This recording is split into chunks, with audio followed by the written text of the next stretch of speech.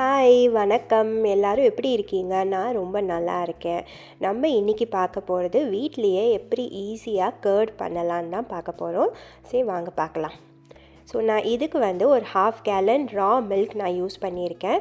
இந்த மில்க் நான் லோக்கல் ஃபார்ம்லேருந்து வாங்குவேன். ஸோ இது ரா மில்க் இந்த ஆர்கானிக் கிராஸ்ஃபெட் கவுஸ் ஹெர்ஷியர் cows and no corn feed அதெல்லாம் போடாமல் நல்ல பாலாக நான் வாங்கியிருக்கேன்.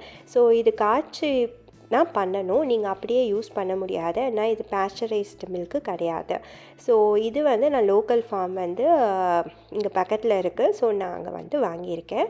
ஸோ இதுதான் அந்த பிக்சரில் பார்த்தீங்கன்னா உங்களுக்கு தெரியும், ரா மில்க்னே போட்டிருக்கோம், இட்ஸ் நாட் பாஸ்டரைஸ்டுன்னு போட்டிருக்கு. ஸோ இந்த மில்க் தான் நான் யூஸ் பண்ணுறேன். ஸோ நீங்கள் எப்போவுமே பால் காய்ச்சும் போது ஒரு பாத்திரத்தில் டேரெக்டாக பாலை ஊற்றாமல் ஒரு 1 கப் வாட்டர் ஊற்றிட்டு அதில் பாலை ஊற்றினீங்கன்னா உங்களுக்கு அடி பிடிக்காமல் இருக்கும். ஸோ நான் இங்கே அதுதான் பண்ணியிருக்கேன். ஸோ ஃபஸ்ட்டு ஸ்டெப் நார்மலாக பாலை காய்ச்சிக்கோங்க. ஒரு 1 கப் வாட்டர் அந்த பாத்திரத்தில் ஆட் பண்ணிவிட்டு அதுக்கப்புறம் பாலை போட்டு நல்லா பாயில் பண்ண விடுங்க. கொஞ்சம் நேரத்துலேயே நீங்கள் பார்த்தீங்கன்னா பொங்கி நல்லா வரும். ஸோ ஸ்டவ்வை ஆஃப் பண்ணிவிட்டு நல்லா ரூம் டெம்பரேச்சருக்கு பாலை கொண்டு வந்துடுங்க. நீங்கள் கையை ஒரு சுண்டு விரல் நீங்கள் விட்டு பார்த்தீங்கன்னா உங்களுக்கு வார்மாக இருக்கணும். கொதித்து டக்குன்னு கையை எடுக்கிற மாதிரி இருக்கக்கூடாது. ஜஸ்ட்டு விட்டு பாருங்கள். இஃப் இட்ஸ் நைஸ் அண்ட் உங்களால் மேனேஜ் பண்ண முடியும் அந்த சூட்டில் இருந்துச்சுன்னா பர்ஃபெக்ட் டெம்பரேச்சர். ஸோ இதை நான் ஒரு ஐபி பாத்திரம் 3 குவார்ட் ஐபி வெசல் இருக்கும் இல்லையா, அதில் நான் ட்ரான்ஸ்ஃபர் பண்ணிட்டேன்.